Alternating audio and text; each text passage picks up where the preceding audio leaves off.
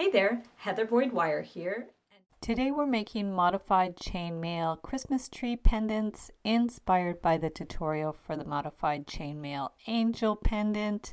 You are going to need some 20 gauge wire and also different colors, some 26 gauge wire, your looping pliers, flat pliers, and your cutters.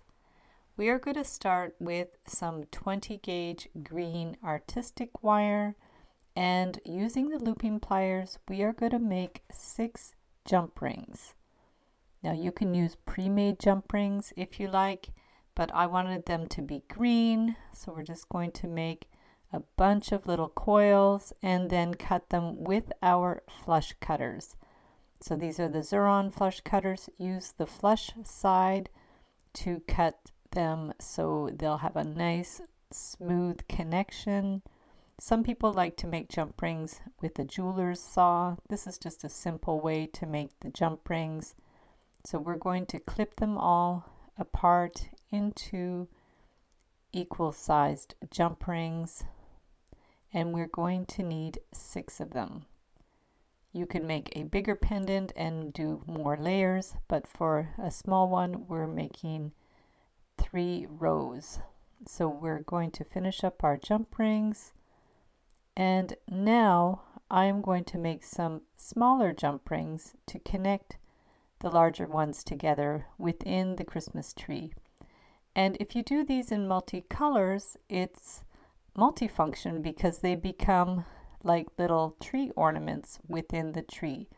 So I've got gold, and I ended up using fuchsia as well, and blue. So whatever colors you have.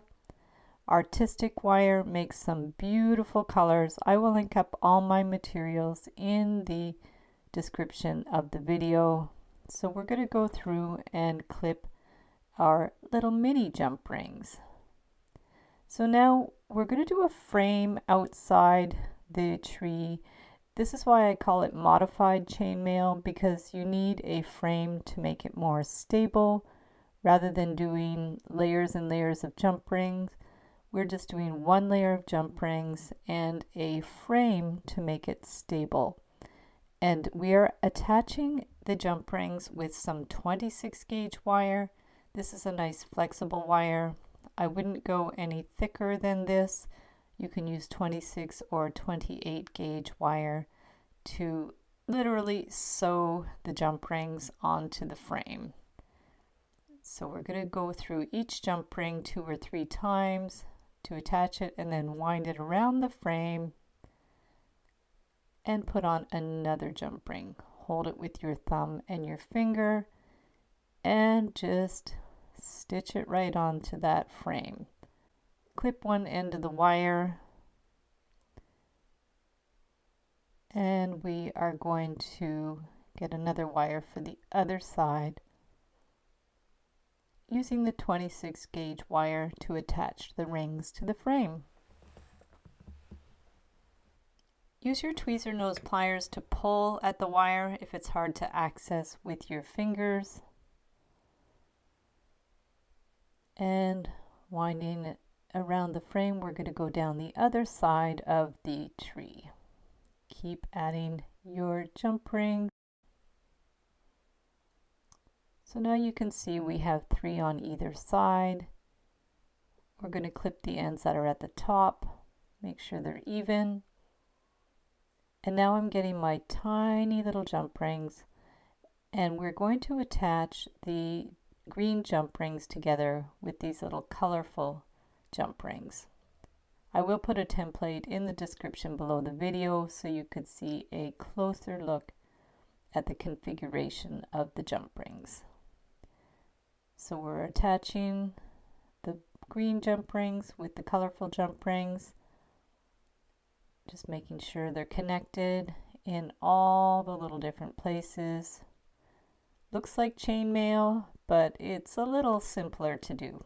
It's a bit finicky with the tiny jump rings, but the tweezer nose pliers work great to open and close those, to get them secured. And now we need to bend the frame across the bottom. I started with my round pliers and then realize you get a sharper bend with the flat nose pliers. These are the tweezer nose pliers. And then we're going to give it a little bit of a bend down the center of the tree. And bring the other side across, push it straight across under the jump rings and then down. So we have the two wires that are kind of crisscrossed at the bottom, and then we just need to finish off sewing our jump rings onto the frame.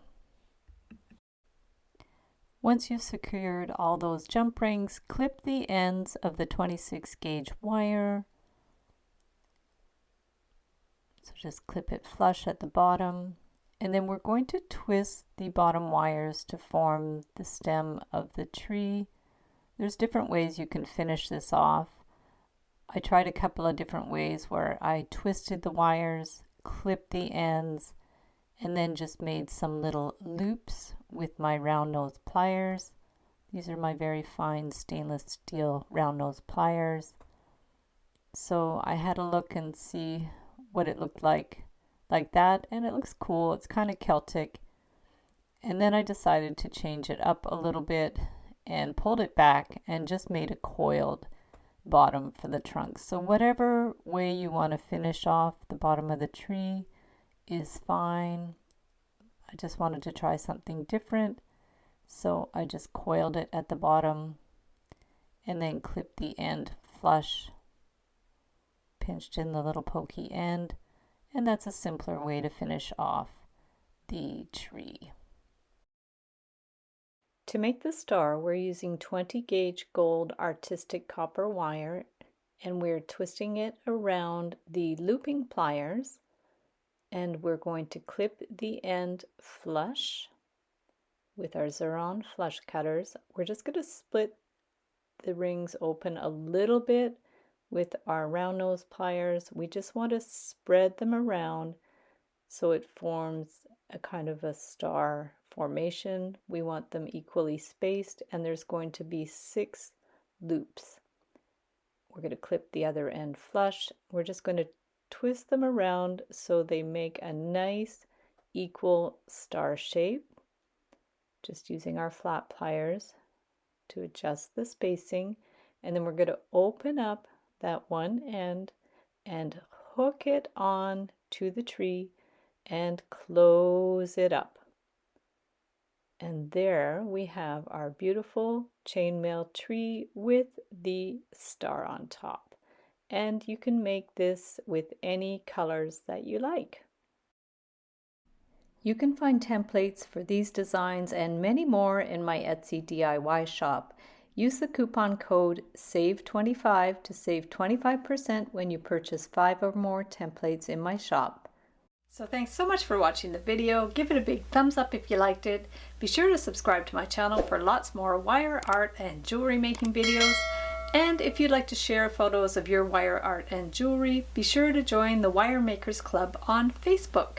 And if you'd like to check out my work on Etsy, my husband and I specialize in custom wedding cake toppers and funky jewelry. I also have a mailing list, so if you'd like to sign up below, I'll send you my Wire Art Essentials ebook. So thanks again for watching, and we'll see you the next time.